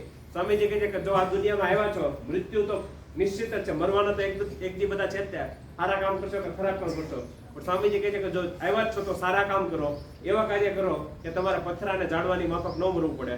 પથરું કે જાડવું હોય ને એમનામ જ પડ્યું હોય, એ આખી જિંદગી જ્યાં પડ્યા રહે, એ કાંઈ ન કરે. તો સ્વામીજી કહે છે કે જો આ દુનિયામાં આવ્યા છો તો કાંઈક એવું કામ કરો કે તમને ઇતિહાસ યાદ રાખે. તો બીજી વસ્તુ છે નિર્ભયતા. સ્વામીજીનો જન્મ 12 જાન્યુઆરી 1863 ના દિવસે થયો હતો. એટલે સ્વામીજી હાવ નાની ઉંમરમાં 39 વર્ષ 5 મહિના 24 દિવસ જીવ્યા, એમાં ભગીરથ કાર્ય કર્યું. સ્વામીજી જે રામકૃષ્ણ મિશનની સ્થાપના કરી ત્યારે કીધેલું કે આ જે જગ્યા છે જ્યાંથી ભારત દેશને અને આખી દુનિયાને એવા સાધુ સંતો મળશે કે જેની દુનિયાએ કલ્પના પણ નહીં કરી હોય, અને એ લોકો મારું જે કાર્ય છે એને આગળ વધારશે. બરાબર. તો સ્વામીજી એવું કીધું કે વીર યુવકો શ્રદ્ધા રાખો કે તમારા સૌનો જન્મ મહાન કાર્ય કરવા માટે થયો. આમાં સ્વામીજી એવું ક્યાંય નથી કહેતા કે વીર ડોસાઓ, વીર ડોસીઓ, વીર રાજકારણીઓ, એવું ક્યાંય નથી કહેતા. વીર યુવકો કહે છે. યુવકોમાં બધા આવી ગયા, બહેનો ભાઈઓ. હું આવ્યો બરાબર ત્યારે તમે બધા દોડતા હતા ને? હા કે ના? દોડતા હતા ને? હવે મેં તમને કીધું હોય બરાબર, પછી એક ભાઈ હતા એને મેં કીધું ખુરશી લઈને આવતો, આમ ફટાફટ આમ જોવાનો, ફટાફટ ખુરશી લઈને આવો, આમ જાદુની જેમ પ્રગટ છે, અંદર ખુરશી લઈને પછી એને ખુરશી રાખીને બેસી ગયો. હું તમને એમ કહું કે આગળ દોડીને આવો, હજી તો કહું પેલા અડધા તો જ્યાં પગી જાય દોડીને પાછા આવી ગયો. સમજાણું? શું કામ આ બધું શું કામ શક્ય છે? કારણ કે અત્યારે તમે બધા કેવા છો? મજબૂત છો. કેવા છો? શક્તિશાળી છો. 80 વર્ષના ડોવા થઈ જાઓ, સમજાણું? 4 જણા તમને ટીંગા ટોળી કરીને લઈ જતા હોય ત્યારે નવું કામ થાય નહીં. તમે લાકડીના ટેકે હાલતા હોય, હે બાપા હે માં અમને ઉપાડી જાઓ, સમજાણું? ત્યારે નવા કામ થાય નહીં. ભગવાનને કેવા ફૂલ ચડાવવામાં આવે? બોલો બોલો. તાજા વાસી ફૂલ ચડાવો કોઈ દિવસ? તો અત્યારે તમારું શરીર કેવું છે? તાજું, શક્તિશાળી. તો આ જ સમય છે કામ કરવાનો. 60 વર્ષે નથી, સમજાણું? એટલે જે કાંઈ નિર્ણય કરવાનો હોય, નક્કી કરવાનું હોય, એ અત્યારે કરવાનું છે, પછી કાંઈ નક્કી થતું નથી. તો નિર્ભયતામાં છીએ. 12 જાન્યુઆરી 1863 ના દિવસે સ્વામીજીનો જન્મ થયો. ત્યારે મકર સંક્રાંતિ હતી. સ્વામીજીનો જન્મ સવારે 6 વાગ્યામાં થોડીક મિનિટની વાર હતી ત્યારે થયો. અને સ્વામીજીના પિતાનું નામ વિશ્વનાથ દત્ત, એના માતાનું નામ ભુવનેશ્વરી દેવી. એના પિતા હતા એ બહુ મોટા વકીલ હતા. આખા ભારત દેશમાં એનું નામ હતું. ઉત્તર ભારતનો કોઈ પણ બહુ મોટો કેસ હોય તો સૌથી પહેલા કોને યાદ કરવામાં આવે? વિશ્વનાથ દત્તને, નરેન્દ્રનાથના પિતાને. અને એના માતા હતા, એનું નામ ભુવનેશ્વરી દેવી. નાનપણથી જ તેને સ્વામીજીને હંમેશા, સ્વામીજીનું નાનપણનું નામ નરેન્દ્રનાથ દત્ત, સરે જે માહિતી આપી તમને એમાં નરેન્દ્રનું નામ આવ્યું હતું, તમે સાંભળ્યું હોય તો સ્વામીજીનું બાળપણનું નામ નરેન્દ્રનાથ દત્ત. તો સ્વામીજી હતા એ નાનપણથી જ બહુ તોફાની હતા, બરાબર, બહુ તોફાન કરતા. અતિશય તોફાન કરે ત્યારે એના મમ્મી હતા એને બોલાવે ને એના માથા ઉપર ઠંડુ પાણી રેડે અને કહે કે જો વધારે તોફાન કરીશ ને તો શિવ ભગવાન તને બોલાવશે નહીં, શિવલોકમાં તને પ્રવેશ નહીં મળે. કારણ કે આખી ઘટના થોડીક વાર તમને ખબર પડશે કે આવું હું કામ કહેતા. એટલે પછી સ્વામીજી શાંત થઈ જતા, બરાબર, નરેન્દ્ર શાંત થઈ જતા. હતા બહુ તોફાની, અલગ અલગ રમત રમ્યા કરે. સમજાણું, ઘડીક ઝાડો ઉપર ચડી જાય, ઊંધા માથે લટકે, પછી ઘડીક હિંચકા ઉપર ચડી જાય, હિંચકા ખાય, લસરપટ્ટી ખાય, બરાબર, પછી ખોખો રમે, કબડ્ડી રમે, ક્રિકેટ રમે, બધું રમે. અમદાવાદ કરતા, કસરત કરતા, કેટલી બધી રમત રમતા. જ્યારે નરેન્દ્ર હતા અને સ્વામી વિવેકાનંદ એ પહેલી વાર પોતાના ગુરુને મળ્યા, રામકૃષ્ણદેવને, બરાબર, સાહેબે રામકૃષ્ણદેવની વાત કરી. તો રામકૃષ્ણદેવને જ્યારે મળ્યા અને નરેન્દ્ર અહીંયા બેઠા હતા ત્યારે શું કીધું કે નરેન્દ્ર છે ને એ સૂર્ય છે. શું છે? સૂર્ય. ત્યાં બાજુમાં કેશવચંદ્ર સેન બેઠા. કેશવચંદ્ર સેન નું તમે નામ નહીં સાંભળ્યું, પણ કેશવચંદ્ર સેન હતા એનું આખા ભારતમાં નામ હતું. કારણ કે ઇંગ્લેન્ડના જે રાણી હતા ને એ કેશવચંદ્ર સેન ની હારે બે હતા. તો રામકૃષ્ણ દેવ કહેતા કે આ કેશવ છે ને એ તો ખાલી દીવડો છે, પણ આ નરેન્દ્ર છે ને તો સૂર્ય છે. તો નરેન્દ્ર તો ઉભા થઈ ગયા, તમે હું મારી મસ્કરી કરો છો? સમજાણું, તમારે આવી મજાક કે આવું કમ્પેરિઝન નહીં કરવાનું, સમજાણું, તુલના નહીં કરવાની. પણ જેમ જેમ સમય આવે છે એમ ખબર પડે છે આખી દુનિયાને. અને જ્યારે બીજી વાર મુલાકાત થાય છે ત્યારે હું કહે છે ત્યાં કેટલા બધા માણસો બેઠા એને એવું કે નરેન્દ્ર છે ને એની પાસે કેટલી શક્તિ છે? 18 શક્તિ છે. કેટલી? 18. રામકૃષ્ણદેવ કહે છે કે કોઈ પણ વ્યક્તિ હોય ને એને સફળ થવા માટે ખાલી એક શક્તિની જરૂર પડે. કેટલી? એક શક્તિની. જ્યારે નરેન્દ્ર પાસે તો 18 શક્તિ છે. કેટલી? 18. જેમ જેમ આપણે આગળ વધશું કાર્યક્રમમાં એમ તમને ખબર પડશે. તો નિર્ભયતાની વાત છે. સ્વામીજી એકવાર નરેન્દ્ર હતા એ ઝાડવા ઉપર લટકતા હતા, ઊંધા માથે હિંચકા ખાતા હતા. તો બાજુમાં એક દાદા હતા. દાદા આવ્યા ને કીધું કે નરેન્દ્ર હેઠો ઉતરી જા. તો નરેન્દ્ર તરત હેઠા ઉતરી જાય. એને પૂછ્યું દાદા કેમ ઝાડવા ઉપર નહીં ચડવાનું? તો દાદા એવું કીધું કે ઝાડવા ઉપર બ્રહ્મ રાક્ષસ રહી છે. આ પાઠ પહેલા તમારે ભણવા આવે. આ પાઠ તમારે પહેલા ચોથા ધોરણની અત્યારે આવે. અત્યારે આવે બ્રહ્મ રાક્ષસ. હા. તો પહેલા ચોથા ધોરણમાં હતો, અત્યારે ત્રીજા ધોરણમાં આવે. તો આ તમારે ત્રીજા ધોરણની ચોપડીઓ, કારણ કે પાઠ્યપુસ્તક બદલાતા રહેતા એવું. એટલે સ્વામી વિવેકાનંદ ભલસોરમાં આવે.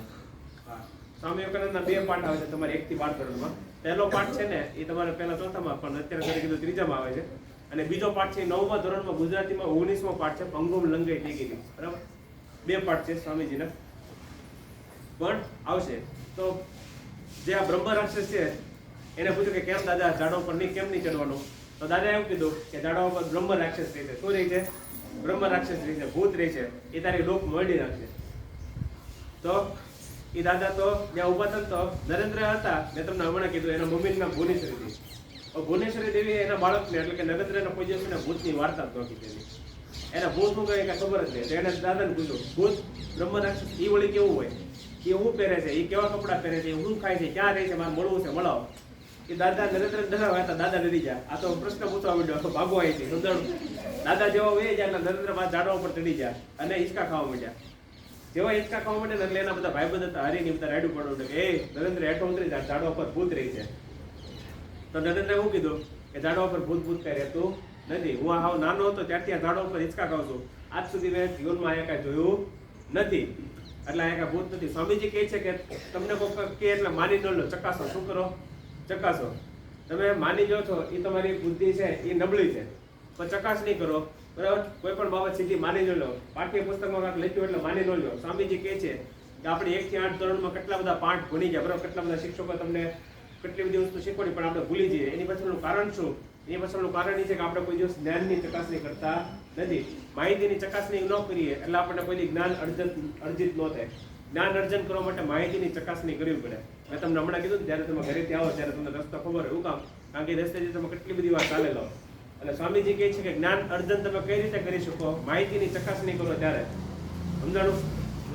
તમારા પાઠ્યપુસ્તકમાં આવે કે ભાવનગરમાં સિંહપુર નામનું એક ગામ હતું જેને શિવર કહેવાય. બરાબર? સાદું હું તમને ઉદાહરણ આપું તો માની નહીં લેવાનું. અહીંથી ટાઈમ મળે ત્યારે જવાનું. ઉધર ભાઈબંધ કે બેનપણી યારે કે પપ્પા મમ્મી યારે અને જોવાનું કે અહીંયા શિવર છે, ત્યાં પાર્ટીઓ ત્યાં મારેલો જ છે. બરાબર? પૂર્ણ ખબર છે કે શિવર આવી 3 કિલોમીટર. તો માનવાનું નહીં જ્યાં સુધી તમે આખેથી ન જો ત્યાં સુધી. આવું તમને ખાલી એક કહું છું. વિજ્ઞાનમાં તમારો પ્રયોગ 8મા ધોરણમાં આવે હાઇડ્રોક્લોરિક એસિડ HCl. તો માની નહીં લેવાનું.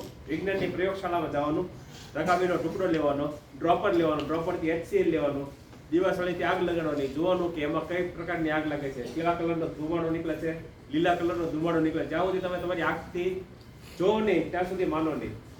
અત્યારે જો કેટલા વાગ્યા? 10:30 પોણા 11 થયા. બરાબર? અત્યારે તમે પણ જોઈ શકો, હું તમને જોઈ શકું કે નહીં? રાતે 11-12 વાગે તમને લઈને આવો ને અને જાડવું થોડું કરી લો ને તમે ભૂજ ચાલો ભાગો. અડધા તો બેભાન થઈ જાય. સમજાણું? શું કામ? કારણ કે આપણા મનમાં પહેલેથી જ એટલા નબળા વિચાર નાખી દીધેલા છે ને. આપણા મમ્મી ઉપર તમે બહુ તોફાન કરતા હોય ને એટલે તમારી મમ્મી તમને કે એ બાગડો આવશે, બાગડો. હવે બાએ ઘડે લઈ બાગડો. સમજાણું? બીજું કાંઈ નહીં. એવો કઈ રાક્ષસ બાક્ષસ કઈ છે જ નહીં. પણ માં હોય ને એ પોતાના દીકરા ઘડીક શાંતિથી ઉઈ જાય એટલે માં કામ કરીએ. સમજાણું? નગર તો માનો સાડી છોડો પકડી તમે ખેંચાત કરો કે માં મને આમ રમાડો તેમ રમાડો. માં કામ છે ને કરે એટલે માં હું કે બાગડો આવશે ઉઈ જાય એટલે બાળક ઉઈ જાય. સમજાણું?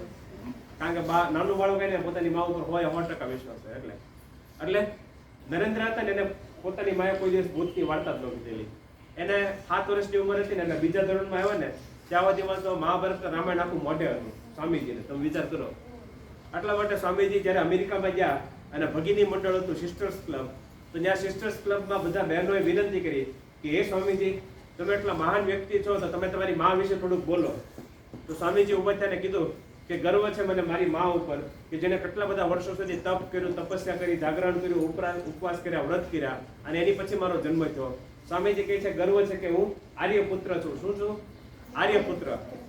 સ્વામીજી આખી વાત કહે છે કે આર્યપુત્ર એટલે કોણ? તો સ્વામીજી કહે છે કે મારા મમ્મી હતા એ શિવ ભગવાનની કેટલા બધા વર્ષો સુધી પૂજા કરતા. બહેનો હોય ને બધા વ્રત કરે, જીવંતિકા વ્રત કરે, ફૂલકાંતની વ્રત કરે, 3-4 દી પહેલા વ્રતની પૂનમ ગઈ તો કેટલા બધા વ્રત કરે, દિવાસાનું જાગરણ કરે. તો આ બધા જાગરણ ના બધું કરો છો શું કામ? હવે તો બધા પડીકા ખાવા માટે બધા જાગરણ થઈ જાય. સમજાણું? પણ આ બધું હજી નવું નીકળ્યું. પણ 10 વર્ષ પહેલા જયારે કોઈને પડીકા ખાવાની આદત નહોતી ત્યાં સુધી તો બધા વ્રત ને બધા પવિત્ર હતું. પણ એ પાછળનું કારણ શું હતું? સ્વામીજી કહે છે કે મારા મમ્મી હતા, મેં મારા મમ્મીને જોયેલા છે કે કેટલા બધા દિવસો એવા હોય કે મારા મમ્મીને ખાવાનું ન મળે. કારણ કે મારા મમ્મી સૌથી છેલ્લે ખાતા, એ બધાને જમાડ્યા પછી જમે. મારા મમ્મી હતા એને વીરેશ્વર મહાદેવની પૂજા કરી એટલે એનું નાનપણનું નામ બિલે. બરાબર? અને પછી થોડાક મોટા છે ત્યારે એનું નામ નરેન્દ્ર પડ્યું. તો સ્વામીજી હતા એના મમ્મીના જે પૂજા હતા એ કાશી વિશ્વનાથ વીરેશ્વર મહાદેવ છે ત્યાં પૂજા કરતા અને એના મમ્મી છે એ બંગાળમાં પૂજા કરતા. એટલે સ્વામીજીનું નાનપણનું નામ બિલે હતું. થોડાક મોટા છે ભાઈ નરેન્દ્ર પડ્યું અને પછી સ્વામી વિવેકાનંદ. તો સ્વામીજી કહે છે કે હું આર્યપુત્ર છું. શું છું? આર્યપુત્ર. એટલે કોઈ પણ વ્યક્તિ હોય એનો જન્મ એના મમ્મીએ કેટલા બધા વર્ષો સુધી તપ તપસ્યા ઉપવાસ કરીને કરેલો હતો એ જે પુત્ર હોય કેવો હોય? શક્તિશાળી હોય. કેવો હોય? શક્તિશાળી. માયકાંગલો ન હોય, ડરપોક ન હોય. સમજાણું? એટલે સ્વામીજી કહે છે એટલા માટે ભારત દેશમાં આજથી 1500 વર્ષ પહેલા જ્યારે ઉત્તર વૈદિક કાળ હતો. બરાબર? આ બધા શિક્ષકોને ખબર છે, બધા વાંચેલું હોય. ત્યારે બધા કોઈ પણ છોકરી મળે તો એને શું કહેતા? આર્યપુત્રી કહેતા. શું કહેતા? આર્યપુત્રી. અને કોઈ પણ છોકરો મળે એને શું કહેવાય? આર્યપુત્ર. શું કહેવાય? આર્યપુત્ર. કારણ કે એના મમ્મી પપ્પા હોય એને બધા કેટલા બધા વ્રત ઉપવાસ કરેલા હોય. સ્વામીજી કહે છે કે ગર્વ છે મને મારી માતા ઉપર. બરાબર? કે હું આર્યપુત્ર છું. શું છું? આર્યપુત્ર. અને ભારત દેશનું બીજું નામ છે શું છે? આર્યાવર્ત. શું નામ છે? આર્યાવર્ત. ભારત દેશનું બીજું નામ છે આર્યાવર્ત. ઇન્ડિયા તો તમે જાણો છો, ઇન્ડિયા ઇંગ્લેન્ડ વાળાએ નામ આપેલું છે. ભારત દેશનું જે સૌથી જૂનું નામ છે આર્યાવર્ત નામ છે. શું છે? આર્યાવર્ત. કારણ કે આર્ય સમાજ, આર્ય જે પરંપરા હતી એને આપણે પાલન કરતા. તો સ્વામીજી હતા એ જીવનમાં કોઈ દિવસ ડરતા નહીં. એકવાર ધ્યાનમાં બેઠા હતા. બરાબર? એ ધ્યાનની વાર્તા પણ પહેલા આવતી. ધ્યાનમાં બેઠા હતા, એના મિત્રો પણ બધા બેઠા હતા. સ્વામીજી ધ્યાનમાં બેઠા એટલે એને જગતનું કાંઈ ભાન ન રહ્યું. એ બેઠા હતા, એની ઉપર સાપ આવ્યો. બરાબર? સાપ આવ્યો એટલે એના બધા ભાઈબંધ હતા એ તો ઘડી આંખ ખોલીને જોતા હતા કે શું કરે છે. નરેન્દ્ર હજી બેઠો છે. બરાબર? એને એક ભાઈબંધ હતો એને નકરા ખાવાના જ વિચાર આવે કે લાડુ ખાઓ, પેંડા ખાઓ. બરાબર? એક ભાઈબંધ બીજો ભાઈબંધ એને નકરા રમવાના વિચાર આવે.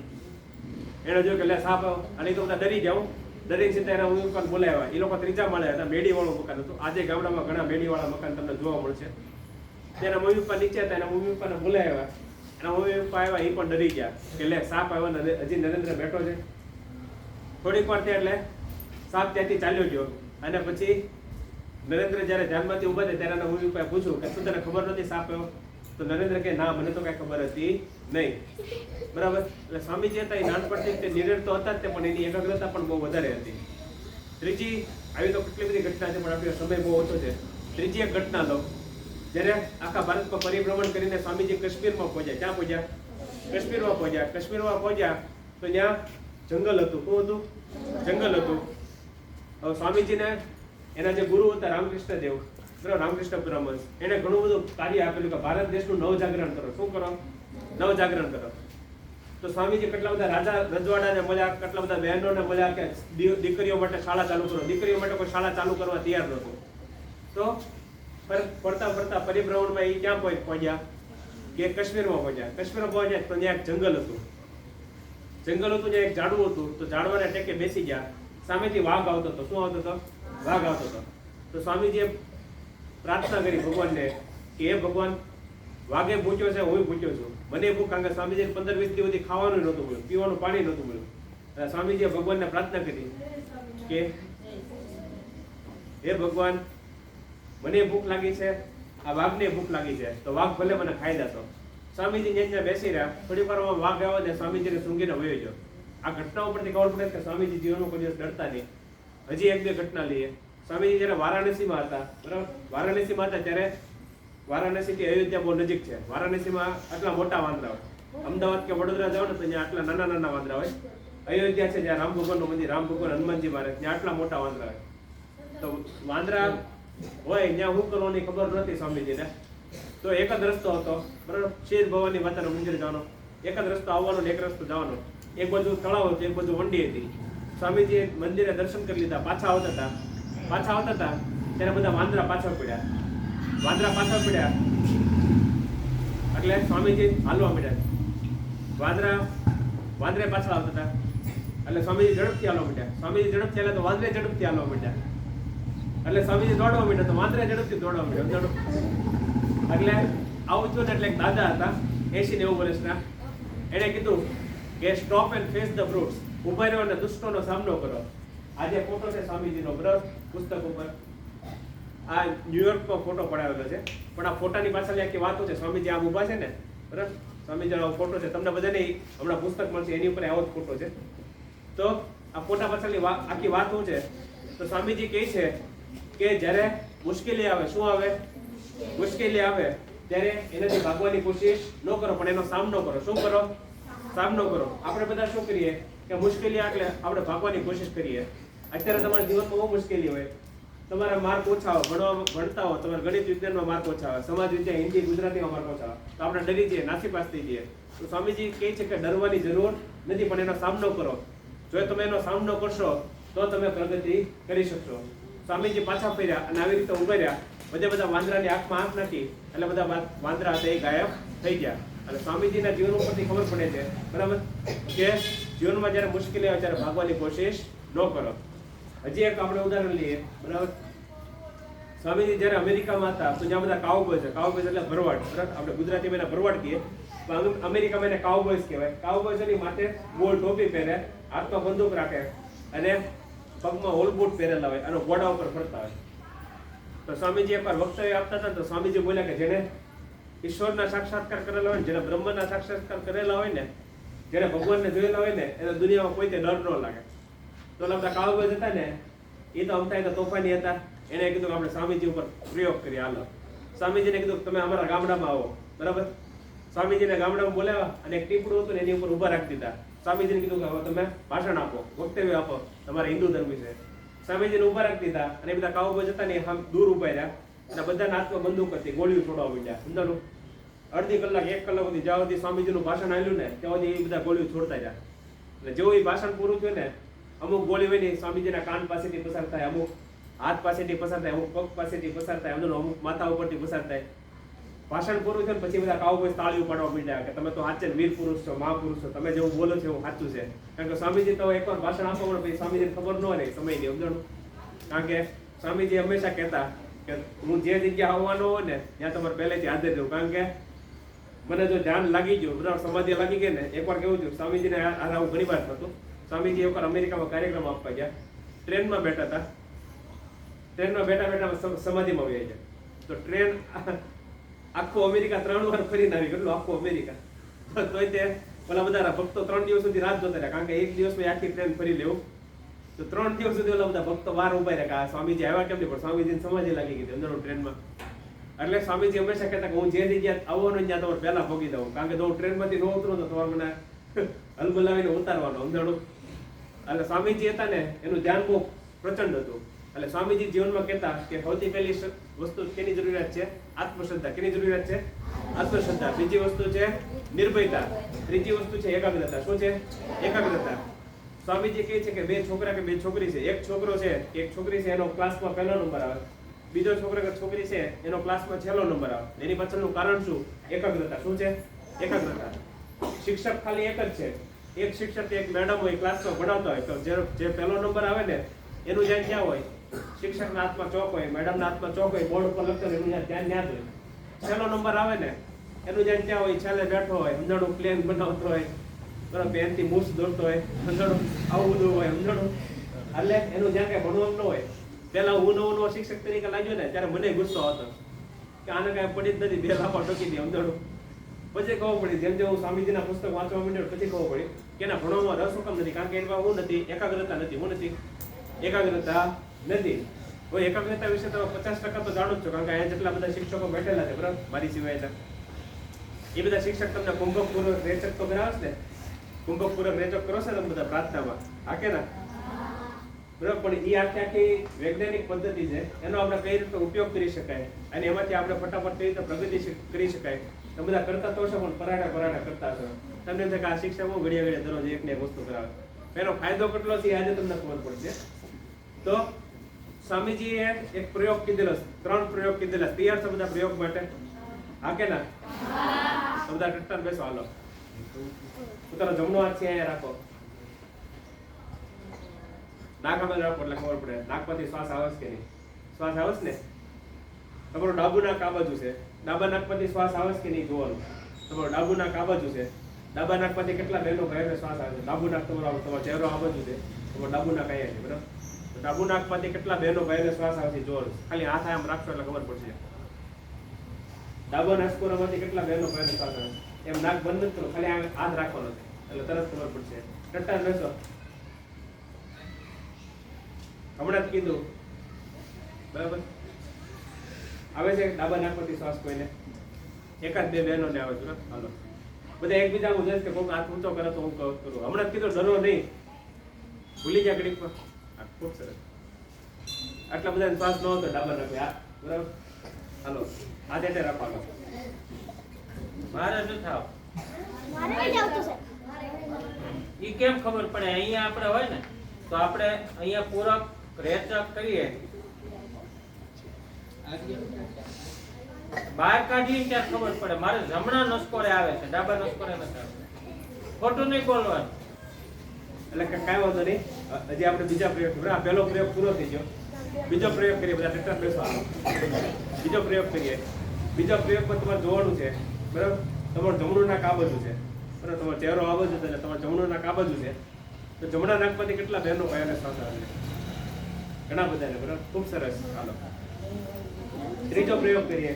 ત્રીજો પ્રયોગ, હાલો. જો આ બધા પ્રયોગમાં 1 રૂપિયા તમારે દેવાનું નથી. બધું આરામથી તમને ખબર પડે એવું છે, તમને સમજાય એવું છે. ફરીથી અહીંયા હાથ રાખો, ટટ્ટાર બેસો, હાલો બધા, અવાજ ન કરો. અહીંયા ધ્યાન આપો, થોડીક વારમાં કાર્યક્રમ પૂરો થઈ જશે. અહીંયા હાથ રાખો. ત્રીજો પ્રયોગ, બંને નાકમાંથી કેટલા બહેનો ભાઈઓ, બંને નાકમાંથી કેટલા બહેનો ભાઈઓને શ્વાસ આવે છે? ખૂબ સરસ. હવે જો 3 પ્રયોગનો મતલબ શું થાય એ તમને કહો, બરાબર. હવે આ તમારું શરીર છે ને, તમારું શરીર છે ને એક પ્રયોગશાળા છે. તમને તમારા શરીરનો હાથો ઉપયોગ કરતા આવડતો હોય ને તો તમે અદ્ભુત પરિણામ લાવી શકો. મોટા ભાગના માણસોને ખબર જ નથી હોતી કે એનું શરીર કઈ રીતે કામ કરે છે. એકવાર જો તમને ખબર પડી જાય કે તમારું શરીર કઈ રીતે કામ કરે છે તો તમારે તમારા શરીર પરથી કઈ રીતે કામ લેવું ની ખબર પડે.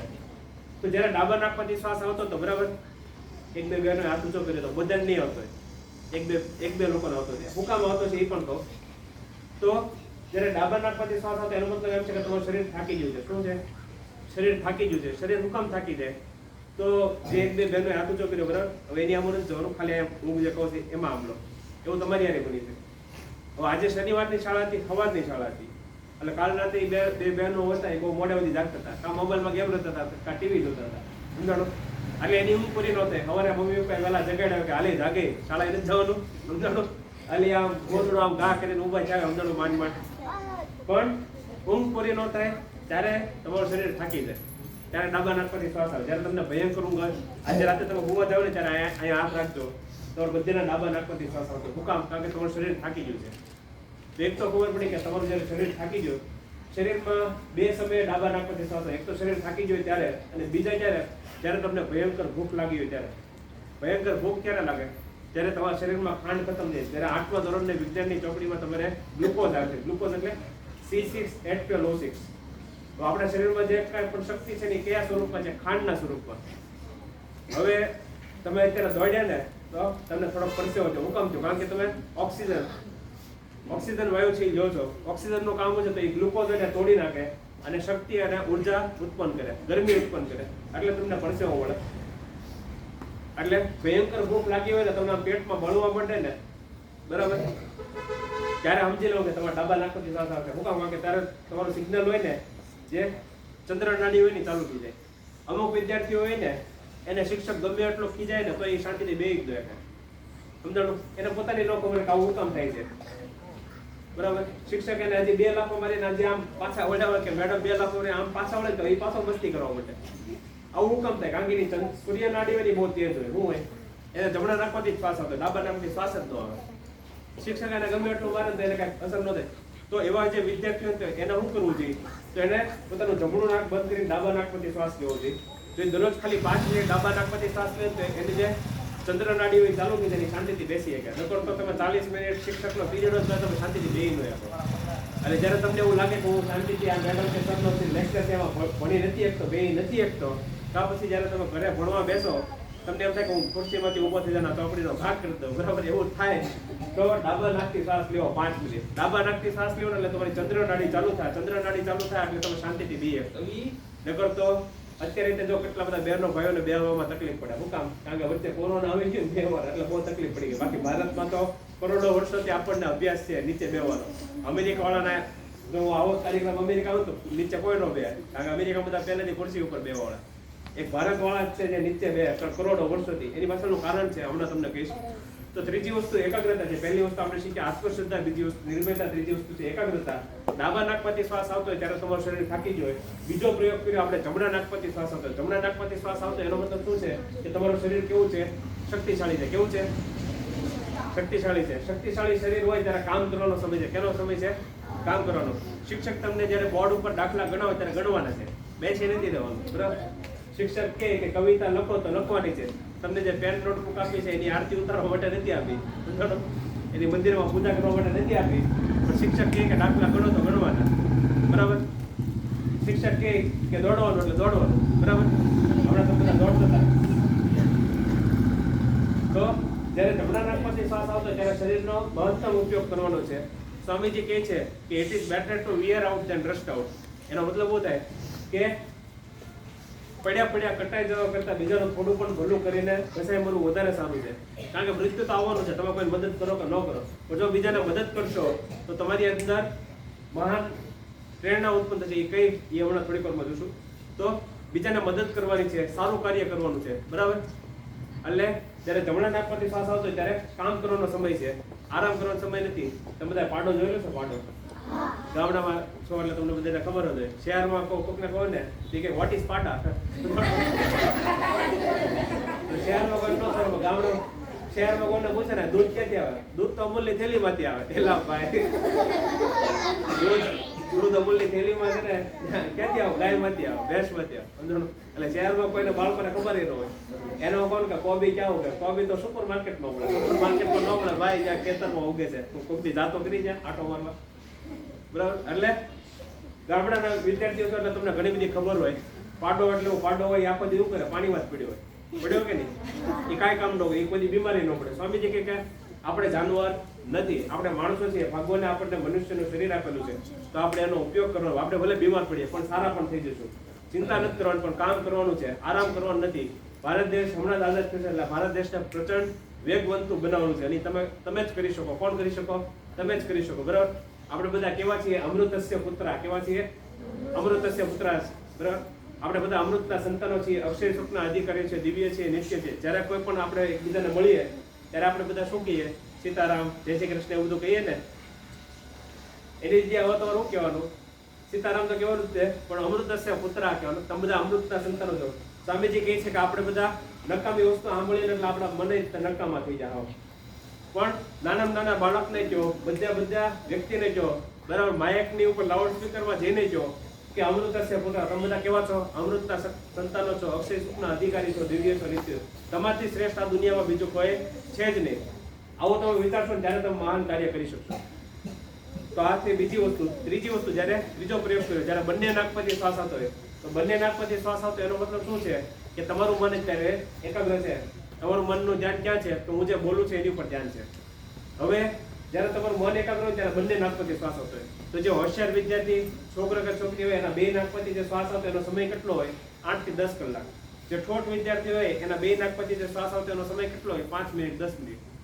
5 મિનિટ 10 મિનિટ બે નાકમાંથી શ્વાસ આવતો હોય, એ સાયકલ હલાવતો હોય. સમજણ? ઓલો પેકેટ ખોલીને ખાતો હોય ભૂંગળા, એ કે ભણવા ન બેઠો હોય. એટલે પછી એને કઈ યાદ રહે નહીં. સમજાણું? એને એમ થાય કે સારું કઈ હું ગમે એટલું હતું કઈ યાદ જ નથી, પણ એને ત્યાંથી યાદ રહે. સમજાણું? કારણ કે બે નાકમાંથી જે શ્વાસ આવે છે એનો સમય કેટલો છે? 5 થી 10 મિનિટ. તો સ્વામીજી કહે છે કે આ સમય વધારી શકાય છે. કઈ રીતે? તો નાડી શુદ્ધિ કરી. કેનાથી આ સમય કેનાથી વધારી શકાય? નાડી શુદ્ધિ કરીને. નાડી શુદ્ધિ એટલે શું? તમે બધા તૈયાર? હા કે ના? તૈયાર ને? ટટ્ટા બેસવા લો. તો જમણો અંગૂઠો છે ને જમણા નાક ઉપર રાખવાનો. ક્યાં? જમણા નાક ઉપર. અને ડાબા નાકથી શ્વાસ લેવાનો, બરાબર? કુંભક પૂરક રેચક જ છે, પણ આપણે એક માળાના સ્વરૂપમાં કરશું. ડાબા નાકથી શ્વાસ લીધો બધા 4 સેકન્ડ શ્વાસ લેવાનો. પછી બંને નાક બંધ, 4 સેકન્ડ શ્વાસ રોકી રાખવાનો. પછી જમણા નાકથી શ્વાસ છોડવાનો. પછી જમણા નાકથી શ્વાસ લેવાનો. પછી બંને નાક રોકી રાખવાના, આપણે શ્વાસ રોકી રાખવાનો. પછી ડાબા નાકથી શ્વાસ છોડવાનો. એક માળા પૂરી થાય. આવી 4 માળા કરવાની. કેટલી? એક માળા પૂરી કરતા 24 સેકન્ડ લાગે. 4 માળા પૂરી કરતા 1 મિનિટ ને 36 સેકન્ડ લાગે. કેટલી? 1 મિનિટ 36 સેકન્ડ. આમાં તમારે 1 રૂપિયા જીવન નથી. તમને એમ થાય કે આવું કામ કરવાનું, બરાબર? એવું થાય તો કે કારણ કે તમે બધા દરરોજ કરતા છો. સાહેબ તમને કુંભક પૂરક રેચક કરાવતા છે, બરાબર? અનુલોમ વિલોમ. તો આજે હું તમને ઉત્તર આપું. આ આખું વૈજ્ઞાનિક કારણ છે. જ્યારે તમે બધા શાળાએ આવ્યા, સવારે આવ્યા કે નહીં? હાલીને હવે તમે અત્યારે થોડીક વારમાં શાળા છૂટશે એટલે ઘરે જશો કે નહીં? જ્યારે તમે ઘરે જતા હો કે શાળાએથી આવતા હો કે તમે ગમે ત્યાં બહાર હો ત્યાં રોડ ઉપર ખટા હાલે, રિક્ષા હાલે, બસ હાલે કે નહીં? એ બધા ધૂળ ઉડાડે. એવી ધૂળ જાય ક્યાં? તમારા નાકમાં જાય. એ ધૂળ પછી નાકમાંથી ક્યાં જાય? કરોડરજ્જુમાં જાય. ક્યાં જાય? કરોડરજ્જુમાં. અથવા ડાબુ નાક ને જમણું નાક, ઈડા નાડી અને પિંગલા નાડી બે આખી ધૂળથી ભરાઈ જાય. ધૂળથી ભરાઈ જાય એટલે શું થાય? તમારી એકાગ્રતા ઘટી જાય. સમજાણું? તમારો જ્યારે જન્મ થાય તમારી માના ગર્ભમાંથી, તમારા માના પેટમાંથી જ્યારે તમારો જન્મ થાય ત્યારે તમારી એકાગ્રતા 100% હોય. ત્યારે તમે કોઈ પણ પુસ્તક વાંચો એ તમને તરત યાદ રહે. 3 વર્ષ સુધી આવું હોય. કેટલા? 3 વર્ષ સુધી. 3 વર્ષ પછી તમારી એકાગ્રતા ધીરે ધીરે ઘટવા પડે. પણ જ્યારે આપણે નાના હોય ત્યારે તો આપણે પુસ્તક પકડી ન હોય કે વાંચી ન હોય કે આપણને ખબર ન હોય. સમજાણું? આ બધી જે રમત છે ને એ બધી મોટા થાય પછી જ ચાલુ થાય. સમજાણું? એટલે આપણને ખબર પડી ગઈ કે જો એકાગ્રતા મુખ્ય છે તો એકાગ્રતા વધારી કઈ રીતે શકાય? તો નાડી શુદ્ધિથી. આટલું કર્યા પછી 4 વાર કરવાનું. ક્યારે કરવાનું? તો સવારે 4 થી 8 માં અને સાંજે 6 થી 8 માં. ક્યારે? સવારે 4 થી 8 માં અને સાંજે 6 થી 8 માં. આ બે સમયમાં હું કામ કરવાનું? એની પાછળનું કારણ એ છે કારણ કે આ બે સમય એવા છે કે જ્યારે આ દુનિયામાં વસ્તી કેટલી છે? 800 કરોડ. કેટલી? એમાં ભારતની વસ્તી 140 કરોડથી ઉપર છે. ભાવનગરની વસ્તી આખા જિલ્લાની જોવો તો 20 લાખથી ઉપર છે. આ બે સમય એવા છે કે જ્યારે બંને નાકમાંથી શ્વાસ આવતો હોય. બંને નાકમાંથી જ્યારે શ્વાસ આવતો હોય ત્યારે જો તમે એનો ઉપયોગ કરો તો તમારી એકાગ્રતા વધે. એની પછી શું કરવાનું? આમ હાથ રાખવાના. કેમ હાથ રાખવાના? આમ કોટણ ઉપર હાથ રાખવાના. ટટાર બેસો. આમ હાથ રાખીને આંખ બંધ કરવાની. આંખ બંધ કરીને પછી હું કરવાનું? તો તમારે જોવાનું કે તમને કેવા વિચાર આવે છે. સારા વિચાર આવે છે, ખરાબ વિચાર આવે છે, તમને ભાઈબંધને મળવાના વિચાર આવે છે, બેનપણીને મળવાના વિચાર આવે છે, ફરવા જવાનો વિચાર આવે છે, ખાવાના વિચાર આવે છે, પરીક્ષાના વિચાર આવે છે, મેડમને મળવાના વિચાર આવે છે. બરાબર? આવું કેટલી મિનિટ કરવાનું? 2 મિનિટ. કેટલી મિનિટ? 2 મિનિટ. હવે બધા આંખ ખોલી નાખો. દરરોજ એટલું કરવાનું. ટોટલ એટલું કરો ને એમાં 3 મિનિટ ને 36 સેકન્ડ થાય. કેટલી મિનિટ? 3 મિનિટ ને 36 સેકન્ડ. આટલું કરો ને તો તમારી એકાગ્રતા વધે. 21 દિવસ કરો ખાલી. કેટલા? 21 દિવસ. 21 દિવસ કરો તો 5% તમારી એકાગ્રતા વધે. 6 મહિના કરો તો તમારી એકાગ્રતા 10% વધે. 12 વર્ષ કરો તો તમારી બુદ્ધિ અપ્રતિમ થઈ જાય. તમારી એકાગ્રતા અપ્રતિમ એટલે કે દુનિયામાં એને કોઈ ન હરાવી શકે. સ્વામી 2-3 ઉદાહરણ આપો. આપણે સમય ઓછો છે એટલે બરાબર 5 મિનિટમાં પૂરું કરીએ. તો જ્યારે સ્વામીજી અમેરિકામાં હતા, કાઉબોય્સનો બીજો પ્રસંગ છે. કાઉબોય હતા ને એ બધા ઈંડાના કોટલા ફોડતા હતા. બરાબર? ઈંડા બધા નદી ઉપર તરતા હતા અને એને બંદૂકથી ફોડતા હતા. સ્વામીજી સામે ઊભા જોતા હતા. તો આ થાંભલો છે, બરાબર? કોઈ પણ સ્થિર વસ્તુ હોય ને એને ગોળી મારવી હા વહેલી છે, કારણ કે મારે અહીંથી નિશાન લઈ શકે. પણ કોઈ હલતી વસ્તુ હોય ને, માની લો કે અહીંથી પાંદડું પડતું હોય અને પાંદડું પડતું એનું મારે નિશાન લેવું બંદૂકથી અને એને વીંધી નાખવું, એ બહુ અઘરું પડે, કારણ કે એની માટે બહુ વધારે એકાગ્રતા જોઈએ. તો સ્વામીજીએ જોયું કે બધા કાઉબોય હતા ને 4 ને અડધી કલાકથી મહેનત કરતા, આખા પરસેવામાં રેપજેપ થઈ જાય, એક ગોળી વાગતી નહોતી. સમજાણું? સ્વામીજી થોડું ઘસ્યા. સમજાણું? તો ઓલા બધા કાઉબોય હતા ને એ બધા ગુસ્સે થઈ જાવ. Oh, you think that it is very easy? You take the rifle and shoot the shells. You will see. સમજાણું? એનું કીધું. તમને એવું લાગે કે હેલું કામ છે, જો તમે બંદૂક લ્યો અને ફોડો, બરાબર? નિશાન લ્યો. સ્વામીજીને બંદૂક આપી. સ્વામીજીએ જીવનમાં કોઈ દિવસ બંદૂક ચલાવેલી નહીં. સ્વામીજીએ પૂછ્યું કે આ બંદૂક કઈ રીતે ચલાવવાની? તો એને કીધું કે એ બધા એકબીજા બધું પડે, કારણ કે બંદૂક ચલાવતા નથી આવડતું. એને કીધું કે જો આને ગોળી કહેવાય, ગોળી અહીંયા નાખવાની, આને ટ્રિગર કહેવાય, આની ઉપર દબાવો એટલે ગોળી છૂટે, અહીંથી નિશાન લેવાનું. સ્વામીજીએ શીખી લીધું અને નિશાન લીધું ને પછી બધા ઈંડાના કોટલા એક ગાય વીંધી લઈ ગયા. તો ઓલા બધા જેન્ટલમેન હતા. No, this gentleman was telling us that you don't know how to shoot the rifle. You must be shooting from 30 years. હમણાં આ માણસ આપણને કહેતો હતો કે બરાબર કે બંદૂક કઈ રીતે ચલાવવાની. આ માણસ તો 30-40 વર્ષથી બંદૂક ચલાવતો લાગે. સમજાણો? ત્યારે સ્વામીજીએ કીધું કે ના, મેં આજ પહેલા જીવનમાં કોઈ દિવસ બંદૂક હાથમાં લીધેલી નથી, પણ હું કેનો અભ્યાસ કરું છું? એકાગ્રતાનો. કેનો? એકાગ્રતાનો અભ્યાસ કરું છું. એટલા માટે જે ધ્યાનની શક્તિથી મારી બુદ્ધિ છે એ એકાગ્ર બની છે. તમારા 8મા ધોરણમાં વિજ્ઞાનની કંપનીમાં એક પ્રયોગ આવે છે, બરાબર? બિલોરી કાચનો. બિલોરી કાચ હોય ને એ તમે સૂર્યના તડકામાં રાખો, નીચે કાગળિયું રાખો તો કાગળિયું હળગી જશે. તો આ જે પ્રયોગ છે એનો કહેવાનો મતલબ શું છે કે સૂર્યના કિરણો વિખરાયેલા છે, પણ જ્યારે એ બધા ભેગા થાય બિલોરી કાચમાં તો અગ્નિ પ્રજ્વલિત થઈ શકે. તો સ્વામીજી કહે છે કે આપણું મન જે છે એ એના બધા વિચારો છે એ વિખરાયેલા છે. જો આપણે એને એક બિંદુ ઉપર કેન્દ્રિત કરી શકીએ ને તો આપણી એકાગ્રતા વધી શકે. સમજાણું? સાથે ત્રીજી વસ્તુ, પહેલી વસ્તુ આપણે શીખ્યા આત્મશ્રદ્ધા, બીજી વસ્તુ શીખ્યા આપણે નિર્ભયતા, ત્રીજી વસ્તુ એકાગ્રતા, ચોથી વસ્તુ છે આદર્શ. શું છે? આદર્શ. આદર્શ એટલે શું? તો સ્વામીજી કહે છે કે આદર્શ એટલે એક રસ્તો, એક ધ્યેય. બરાબર? સ્વામીજી કહે છે કે 2 છોકરા કે 2 છોકરી છે, એક છોકરો છે કે એક છોકરી છે એના જીવનમાં આદર્શ છે અને બીજો છોકરો કે છોકરી છે એના જીવનમાં આદર્શ નથી. તો જે છોકરા કે છોકરીના જીવનમાં આદર્શ નથી 50,000 ભૂલ કરશે. કેટલી? 50,000 ભૂલ કરશે. પણ જેના જીવનમાં આદર્શ છે એ ખાલી 500 ભૂલ જ કરશે. એટલે જેના જીવનમાં આદર્શ છે એ નાની ઉંમરમાં સફળતા મેળવશે. હું તમને એક વાર્તા કહું એટલે તમને તરત ખબર પડશે. ભાવનગરની જ વાર્તા છે. એક છોકરો તો તમારી જેમ જ શાળામાં ભણતો હતો, સરકારી પ્રાથમિક શાળામાં. ગુજરાતની જ ઘટના છે. અને 1 થી 8 ધોરણે એને પ્રાથમિક શાળામાં, પછી 9 થી 12 ધોરણ હતા એને માધ્યમિક ને ઉચ્ચતર માધ્યમિક ને પછી કોલેજમાં આવ્યો. તો એ જ્યારે પ્રાથમિક શાળામાં હતો ત્યારે આવો એક કાર્યક્રમ થયો. કાર્યક્રમમાં એક સાહેબ આવ્યા. એનો કાર્યક્રમ જોઈને એ છોકરાને એમ થયું કે આ બહુ મહાન વ્યક્તિ લાગે છે, કારણ કે એ આવ્યા એટલે બધા શિક્ષકો અને બધા એની આગતા સપ્તા કરવા માંડ્યા, એનું સ્વાગત કર્યું ને આખું શાળાનું વાતાવરણ બદલાઈ ગયું. ભાઈ એક જ જેને બાથરૂમ જવાની ઈચ્છા હોય, પ્રેશર હોય એટલે જઈ આવજો. એટલા માટે છે કે આ પેલા રમતા થાય પછી આપણે ગોઠવાઈ ગયા, આપણો સમય 1 કલાકનો છે. એટલે આમાં છે ને બધા પ્રેશર સહન કરવાનું. 1 મિનિટ વારા ફરતી જાય. એવડે વી આવે પછી જાય વારા.